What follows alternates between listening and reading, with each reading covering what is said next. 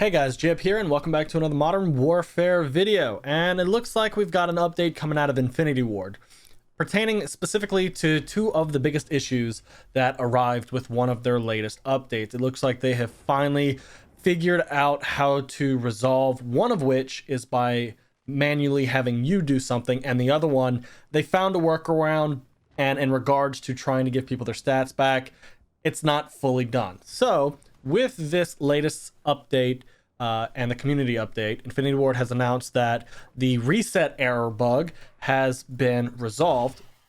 And for those who were impacted, whether they said yes or no, clicking on it, it was a temporary reset. So, according to Infinity Ward, all the stats should be back to the point it was just before they put out the update and caused people to reset.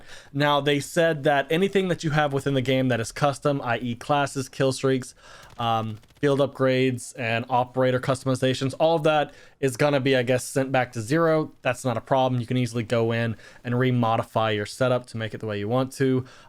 But for your stats, it'll be back to the point just before. So for anybody who tried to grind and stuff like that, or had done anything special since then, like say you got a nuke now after you reset and now they rolled it back, I'm pretty sure that nuke is going to be cleared. It's not like they gave you anything for it to begin with, but anything moving forward that you've done is now undone. But at least you get all your stats and levels and stuff back, so I guess it is a win in the end. In regards to the download loop, when it comes to the Spec Ops DLC on PS4, it looks like they have found a solution to that for those of you who are stuck in it. Essentially, you need to go and manually download it.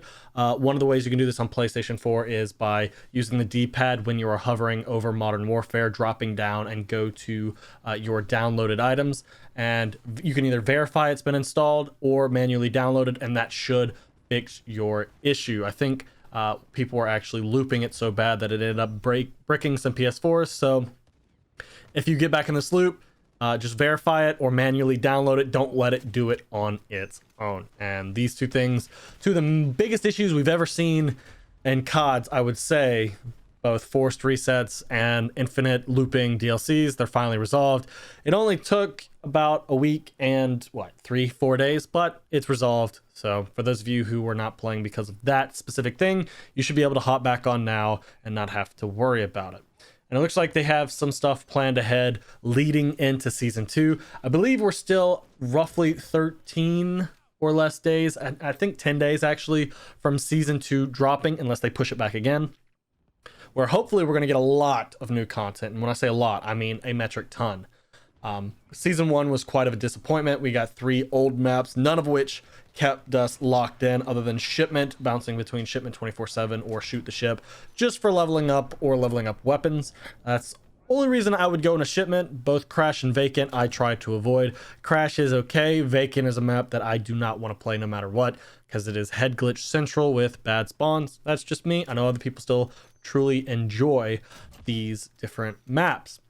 The things they're planning moving forward before season 2 drops is they're going to try to do double XP, double weapon XP, and double tier level speed. So for those of you who are not caught up yet on knocking out the battle pass, you should be able to get a little bit deeper in. I'm pretty sure currently going on is a 50% off tiers. I'm not spending any money once again on microtransactions in this game. I haven't bought them since April 2017 for Call of Duty, and I'm not going to start now. Hopefully I'll be able to at least get up to that 1,000 COD point level in the battle pass so that I'll be able to get the next one. For those of you who are curious, my PC game had weirded out on me and gave me COD points, to which I bought the first battle pass, quote bought. I didn't actually buy any COD points to get it, but I ended up with the full battle pass, so I'm going to try to keep looping that throughout. And if you want a video to see what I'm talking about, just check the channel and you should be able to find it. And then they are going to try and bring back Shipment 24/7 and Shoot House 24/7, hopefully as separate playlists. It could just end up being Shoot the Ship coming back for these double grind sessions, but hopefully they bring back Shipment 24/7, because if it's double weapon XP, that is going to be a miracle for some of you, because that is probably the quickest way to level up guns with getting kills. And I think I've knocked out 2 pistols in 4 games in total in hardcore Shipment, just speed running. It was amazing. So for those of you who are going for Damascus camo, there you go. plan, I guess, for next weekend to do plenty of stuff. For those of you who don't really care, just play like normal, or I guess you're not playing at all. But also, another fix that came was in regards to the Season 0 emblem for completing all of the officer challenges. As of the 29th of January, they have supposedly awarded that emblem to all of the users who qualified. I'm not doing any of the officer challenges. They aren't really anything special to me or things that I would find entertaining. It's mainly like, play this mode X amount of times or get this many kills in X amount of mode. And to be honest, I don't want to play some of the modes in this game. But that's just me. And then they are finally going to announce in regards to the Outback Relief Pack. For those of you who watch my streams, twitch.tv/jhub, I had mentioned at one point that they had released an operator pack that looked extremely Australian-like while the wildfires were going on. And I found it weird that they were trying to profit off of it at the time. At least that's what I thought they were doing. And about a week later, they decided to completely overhaul the name of it, make it the Outback Relief Pack, and then give all of the proceeds towards the Australian wildfires. So hopefully it did okay. Like I said, I'm not buying any microtransactions, but hopefully the people who normally buy Call of Duty microtransactions took advantage of this pack. And I think they are going to share the results with us within this next week.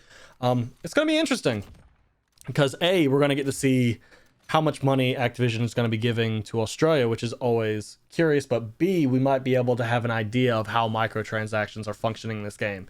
Is it going to be, you know, 20,000? Is it going to be $100,000? Is it going to be well over $1 million?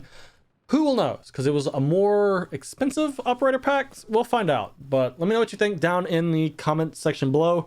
Have those of you who got reset, are your stats back to where they were? For those of you who've had the infinite download loop doing these steps, have they resolved your issues? And what do you think as of right now? I'm hoping with Season 2, we're going to get like 6 multiplayer maps for 6v6, 3 ground war maps, and I'm hoping it's only going to last exactly 2 months. We get it, February 11th? I'm hoping by April 11th, at the latest, they'll be ready to drop the equivalent. So, I don't know, because Season 1, very little content, despite them saying one of the largest free content drops ever. So let me know what you think down in the comment section below. Drop a like on the video if you enjoyed it. Hit that subscribe button if you're new. And if you want to see more streams, follow me on Twitch at twitch.tv/jhub. I'll see y'all guys later. Peace out.